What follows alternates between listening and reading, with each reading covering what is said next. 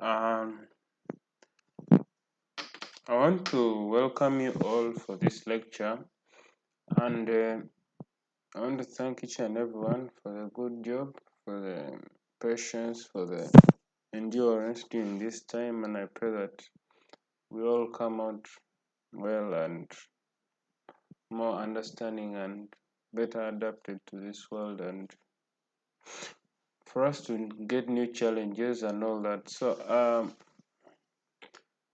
first and foremost, uh, let me dive deep into what we are going to learn today. Now, one of the things which people don't take seriously when they are planning on installing a new computer or buying a new computer, uh, specifically these big computers, many people don't consider the PC cases. So it's one of the things which I'm going to talk about today. Now, a PC case, as you know, each and everything comes in different sizes. So PC cases are not that different from any other device. It's like you can have a phone with phones of different sizes, televisions of different sizes. So it's the same thing with these these PC cases. Now, so if you're to go for a PC case, uh, there are things you have to keep in mind and things you have to follow and things you have to learn about the different PC cases which are available on the market, because these are very important things as an IT person you need to learn about. So let's first talk about the different types of the PC cases. So before you start, objectives to learn the common types of computer cases, names and sizes usually of the motherboard, form factor, fits with the computer cases. So basically, what they're trying to tell you is when they're choosing names for the different uh, cases, they always choose it according to the motherboard, because the motherboard is the one which determines where a particular case lies. So you may find that a case is being called ATX, micro ATX, mini ATX. I think these are all different types of motherboards. But for the actual cases, most of them are called. There's a full tower, there's a mid tower, there is a mini tower, slimline, and small form factor factor. So those are different types of computer cases. The most common systems cases types is the tower. Depending on the specific number of internal drive bays and height of the tower, these cases can be further classified into mini sizes, mid sizes, and full sizes. So depending on how much space is inside the case, that's how we define whether it's a mini size, mini size, mid size, and full size. So if my case is having bays basically is where you put your drivers, those hard drives. It's where you stack your hard drives. You'll find that some computers have that option of adding 3 to 5 hard drives inside it. So that's one of the things which makes one computer different from the other. So most cases won't be able to do that. So those for you to define the different types of cases, you need to understand that that is one of the ways they differentiate them. So the bigger the size, the more it can accommodate. That's basically it. So One of the biggest considerations when choosing between case sizes is the number of slots and the number of devices we would like to add to those cases. So basically, what they're trying to say is, depending on what you want in a particular case, uh, you find that you go for a particular case because of a particular amount of information, amount of space you want, an amount of budget you have for a particular case. So full tower cases are generally with the height that is about or more than 30 inches or more than 76 centimeters.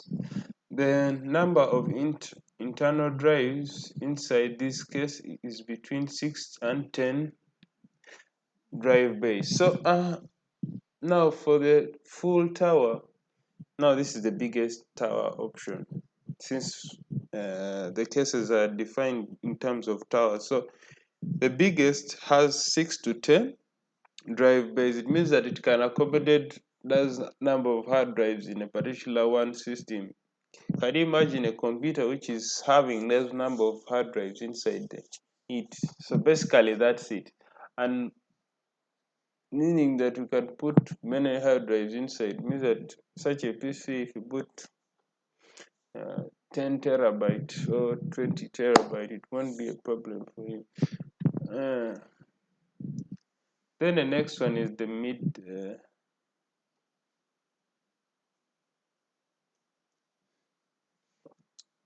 So now we're talking about the mid tower.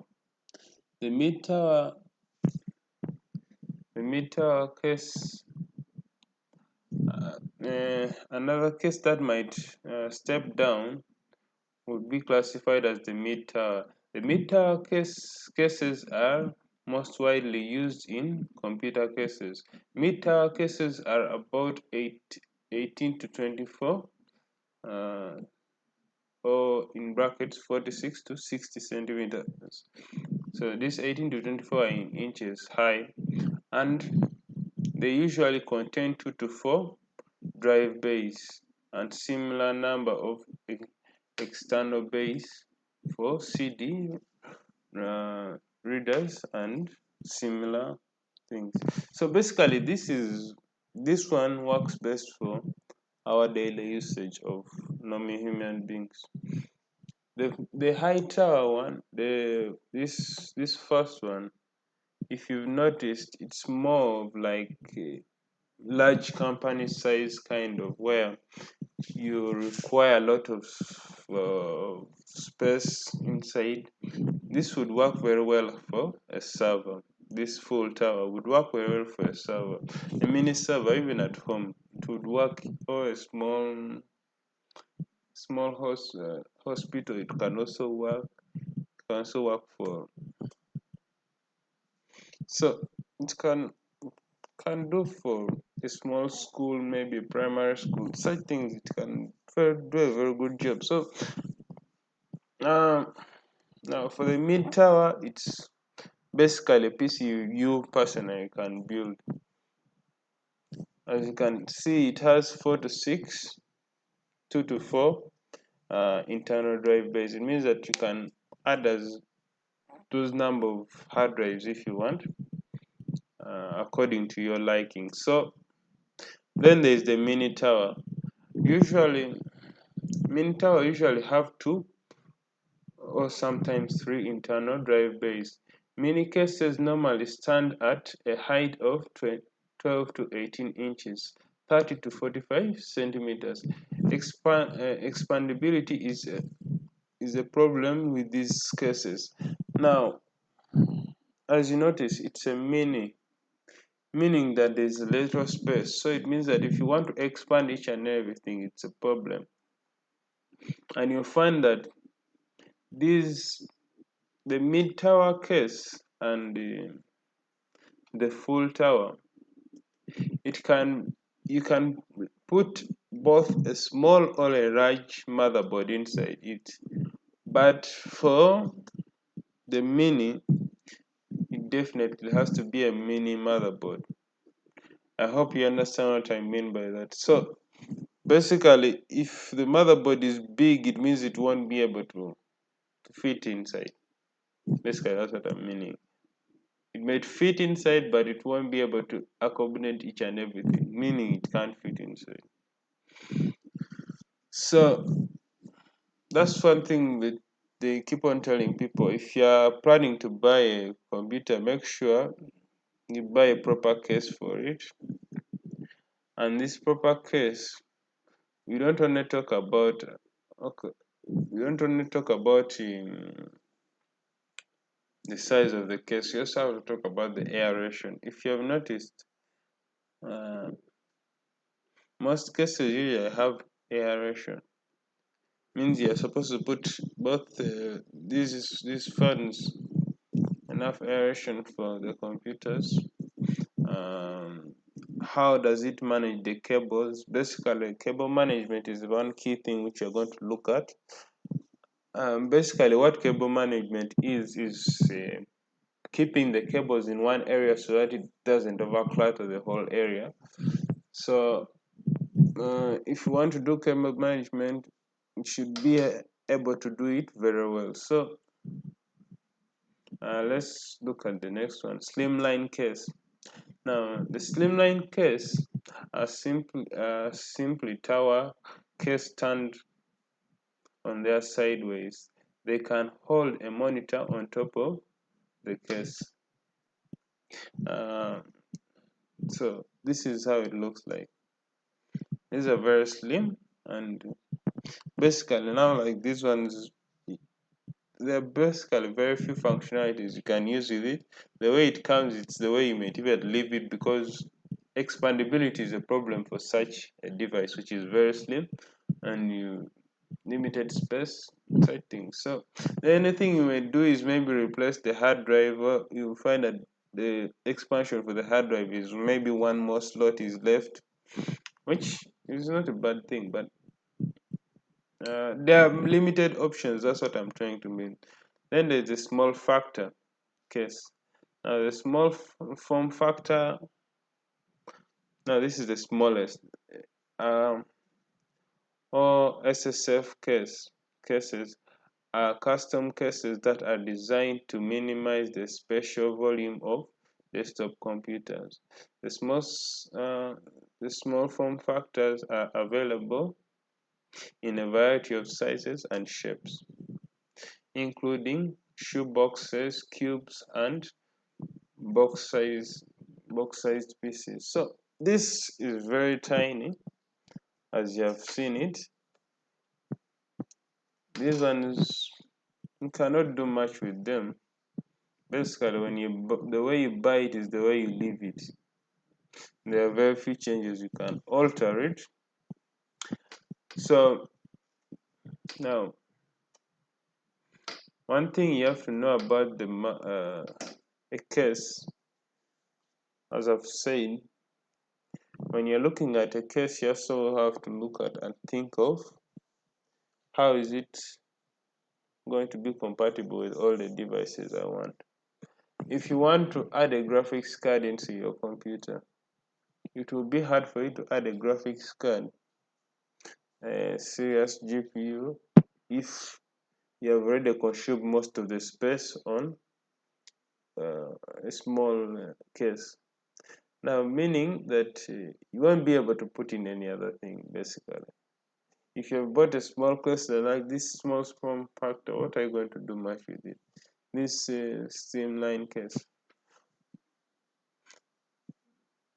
The best option you would think of is either going for a mid tower, and there are other options next to the mid tower, which I have a diagram here.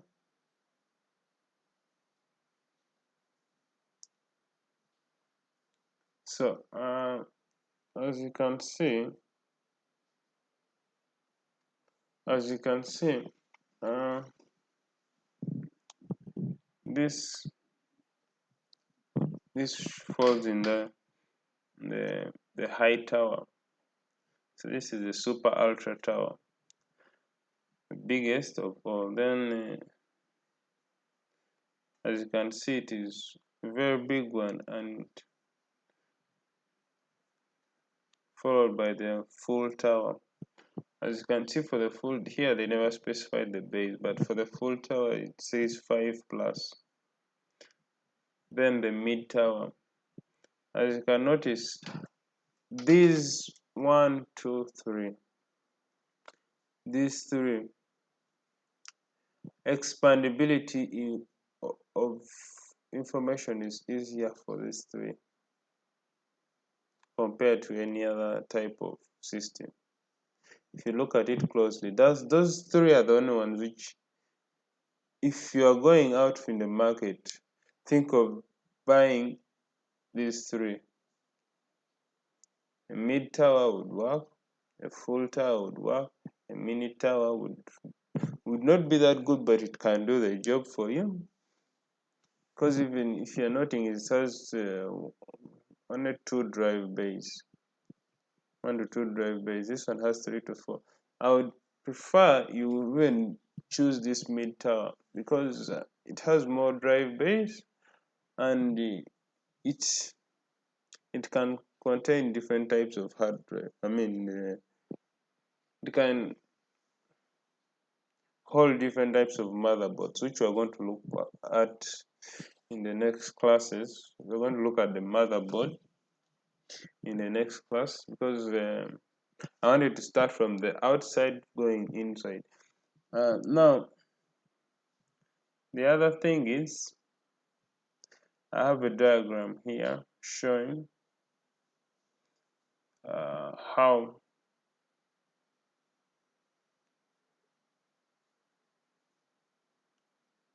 the inside of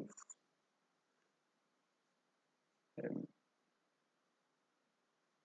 CPU should look like. Now, this is a very good example of how the interior of a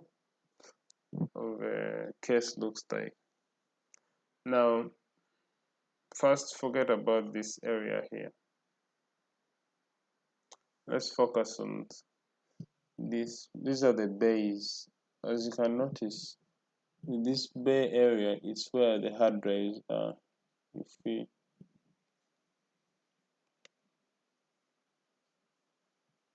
this is where the hard drives are placed.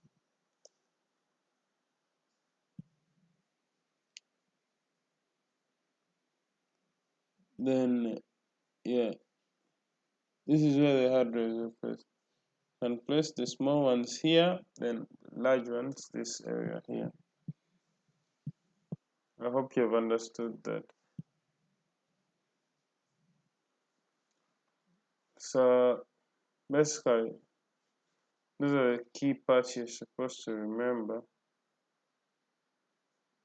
and I hope you practice. And probably I would like you guys to take some time and draw a diagram. I want you to draw a diagram for the case and naming the different components of the case. That will finish up what I've been showing you today.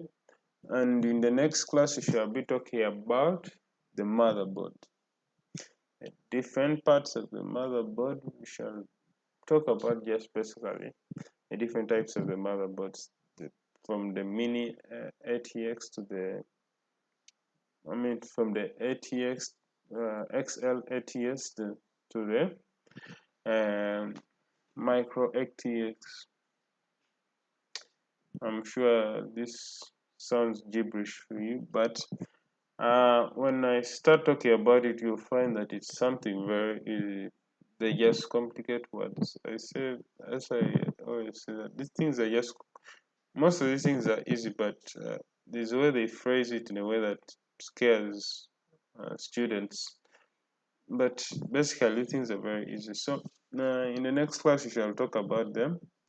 I want to thank you all for being able to download this video, and I hope for the best. I hope that we are able to demonstrate most of these things in class and learn how to do these things in class. So um, I use these images. Probably if you want the links to these images, I'll send them to you. Just inform me, because on WhatsApp or calling or in an email, it will do the job. Basically, that's it. I'll be able to get for you these images. Okay, thank you for all the good work. I hope for the best.